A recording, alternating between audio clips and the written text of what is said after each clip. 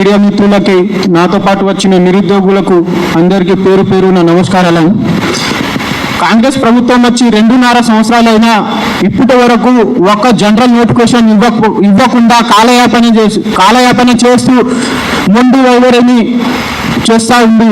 ఇప్పటి వరకు అడిగితే 2 లక్షల ఉద్యోగాలు ఎక్కడ అని వాళ్ళు అంటా ఉన్నారు. 70 లక్షల ఉద్యోగాలు, సరే 70 లక్షల ఉద్యోగాలు ఇచ్చింది కదా, 1,30,000 ఉద్యోగాలు ఎక్కడ పోయినాయి అని అడిగితే నిరుద్యోగులు దానికంటే ముందే వాళ్ళు చెప్తా ఉన్నారు మేము ఇచ్చినామని. అదే అసెంబ్లీలో చెప్పింది కదా సీఎం రేవంత్ రెడ్డి గారు, మేము 70,000 ఉద్యోగాలు ఇచ్చినామని. అదే 70,000లో 16,000 ఉద్యోగాలు ఇచ్చినామంటారు, మళ్ళీ 70,000 ఉద్యోగాలు అంటారు. అసలు చూసుకుంటే 50,000 ఉద్యోగాలు బీఆర్ఎస్ ప్రభుత్వంలోనే వచ్చినాయి. మీరు ఇచ్చింది ఎంత అంటే 20,000 ఉద్యోగాలే. అక్కడ కనబడేది ఏంటి? మీరు ఇచ్చింది 20,000 ఉద్యోగాలు, మళ్ళీ ఇంకా 2 లక్షల్లో ఇంకా ఎన్ని మిగిలినాయి అంటే 1,80,000. ఆనాడు నువ్వు అన్నావు కదా ప్రమాణ స్వీకారం రోజు, ఇది ప్రజా ప్రభుత్వం, నిరుద్యోగుల ప్రభుత్వం అని. ఇప్పుడు ఏమైనా సన్యాసి అని అడుగుతా ఉన్నా, ప్రతిసారి నువ్వు అంటా ఉన్నావు మేము 70,000 ఉద్యోగాలు ఇచ్చినామని. మరి ఏమైంది? ఇప్పుడు 70,000 ఉద్యోగాలు అయినా కరెక్ట్గా ఉన్నాయా అంటే అవి కూడా లేవు. ఏమైనా రావాలంటే ఓట్ల కన్నా నుండి నిరుద్యోగులు గుర్తుకొస్తారు నీకు. ఇప్పుడు గుడిలు గోపురాలు గుర్తుకొస్తున్నాయా? ఇప్పుడు మేము నిరుద్యోగులను గుర్తుకొస్తలేమా అని అంటా ఉన్నా. ఇదే చిక్కడపల్లిలో ఇంకా ఎన్ని రోజులని నేను వయసు అయిపోతా ఉంటే మా అమ్మ నాన్న ఫోన్ చేస్తా ఉన్నారు ఇంకా ఎన్ని రోజులని. మీరు మాత్రం రోజు తగ్గిస్తా ఉన్నారు. 47 నుంచి 12 సంవత్సరాలు తగ్గించి 34 సంవత్సరాల వరకు తీసుకొని వచ్చిండు. మొన్న వచ్చిన 20 ఉద్యోగాలే, దాంట్లో పొల్యూషన్ ఉద్యోగాల్లో ఉన్నదే 20 పోస్టులు, దానికేమో ఇంకా 34 ఏజ్ జరలింపులంట. ఇది ఎంతవరకు కరెక్ట్ కాంగ్రెస్ ప్రభుత్వానికి?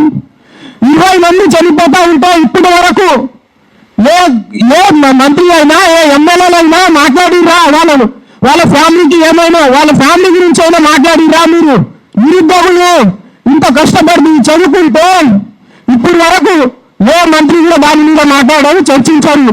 ప్రతి దాని మీద చర్చ పెడతారు తప్ప నిరుద్యోగుల మీద చర్చ పెట్టారు. ఎందుకంటే నిరుద్యోగులు ఓట్ల కోసమే పనికొస్తారు, వీళ్ళు దేనికి పనికిరారు. ఓట్ల టైంలోనే నిరుద్యోగుల దగ్గరికి వెళ్ళాలి, నిరుద్యోగులతో మాట్లాడాలి, లేదా వీళ్ళు దేనికి పనికిరారు అని అనుకుంటా ఉంది కాంగ్రెస్ ప్రభుత్వం. కానీ మీకు ఒకటే హెచ్చరిస్తా ఉన్నా, ఇప్పటి నుంచి జరగబోయే పరిణామాలు చాలా తీవ్రంగా ఉంటాయి. అవి కూడా మీకు కాంగ్రెస్ ప్రభుత్వాన్ని హెచ్చరిస్తా ఉన్నాం. నిరుద్యోగుల తరఫున 2.5 సంవత్సరాలైంది ఓపిక పెడతా ఉన్నాం. కానీ ఇప్పుడు ఓపిక పట్టేది ఉండదు, అది కూడా మీరు చూస్తూ ఉంటారు. ఏమైనా ఉందా అంటే కాంగ్రెస్ ప్రభుత్వం వచ్చి 2.5 సంవత్సరాలు ఒక మంత్రులకు పదవిని తప్ప, మినిస్టర్ పదవిని తప్ప ఏమీ రాలే. నిరుద్యోగుల పట్లన అందరూ చనిపోతా ఉన్నా కూడా ఇప్పుడు వరకు ఎవరు మాట్లాడతలేరు. ఇదే అద్దంకి దయాకర్ అయినా, ఎమ్మెల్సీ బల్మూరి వెంకటైనా, కోదండరాం సార్ అయినా ఎవరైనా వచ్చి ఇప్పుడు వరకు హామీని ఇచ్చి త్వరలో వస్తున్నారు తప్ప త్వరలో ఇంకెంతమంది చనిపోవాలి? ఇప్పుడే 20 మంది చనిపోయారు కదా, ఇంకెంతమంది చనిపోవాలి? 40 మంది చనిపోవాలి. ఇంకా దానికంటే రెట్టింపు తెలంగాణలో తెలంగాణ తెచ్చుకోవడానికి కొట్లాడడానికి కూడా నిరుద్యోగులే చావాలి. ఇప్పుడు కూడా ప్రభుత్వ నోటిఫికేషన్ ఇవ్వడానికి కూడా నిరుద్యోగులు చావాలి. మరి మీరు మాత్రం పదవిని తీసుకోవాలి. ఇది ఎంతవరకు కరెక్ట్ అని అడుగుతా ఉన్న ప్రభుత్వానికి, కాంగ్రెస్ ప్రభుత్వానికి అడుగుతా ఉన్నాం. ఇప్పుడైనా నిరుద్యోగుల పట్లన మొండి వివరించకుండా ఇప్పుడైనా ప్రభుత్వ ఉద్యోగాల మీద ముందుగా ఉన్న జీవోని అయినా క్యాన్సిల్ చేయండి. ఉన్న 108 జీవో అయినా, 46 జీవో అయినా, 29 జీవో అయినా, జీవో నెంబర్ 4 అయినా ఇవి ముందుగా క్యాన్సిల్ చేసి మాకు ఆ నోటిఫికేషన్ కి దారి సుగమం అవుతుంది.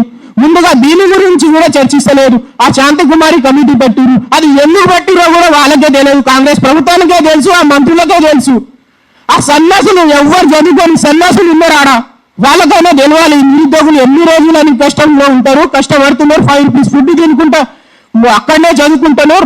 రోజుకి వాళ్ళ ఏజీలు అవుతున్నదని ఏ ముఖ్యమంత్రి మాట్లాడారు? ఆ చదువుకొని దద్దమలకైనా తెలియాలి. ఇప్పుడైనా సీఎం రేవంత్ రెడ్డి అంటే సరే అతనికి దిమాగ్ లేదు, సోయలేదు అని అంటాం. కానీ ఆ మంత్రులు శ్రీధర్ బాబుకైనా తెలియాలి కదా, ఐటీ మినిస్టర్కి. ఆ రోజుకు ఐటీలో ఉన్న జాబులు కూడా పోతా ఉన్నాయి. అతను అంటాడు ఇంకా జాబులు పెరుగుతా ఉన్నాయి, ఇన్ని హబ్లు తెచ్చినాం, ఇన్ని తెచ్చినామని. కరెక్ట్ గా తీసుకొస్తే నిరుద్యోగుల పట్ల మేము వస్తాం. మీరు శ్వేతపత్రం తీసుకొని రండి, మీ మంత్రుల్లో దమ్ముంటే చర్చించండి మాతో, మీరు ఎక్కడ రమ్మన్నా మేము వస్తాం. ఈ రోజు కూడా అంటా ఉన్నాం, ఇదే ప్రెస్ క్లబ్ వేదికగా మేము చెప్తా ఉన్నాం, నిరుద్యోగ మిత్రులందరూ కలుపుకొని మేము వస్తాం. మీలో ఏ మంత్రికి దమ్ముందో, ఏ ఎమ్మెల్సీకి దమ్ముందో మీరు రండి, మేము మాట్లాడతాం మీతోని అని ఇక్కడి నుంచి చెప్తా ఉన్నాం. దీంతో ముగిస్తున్నాం. Thank you.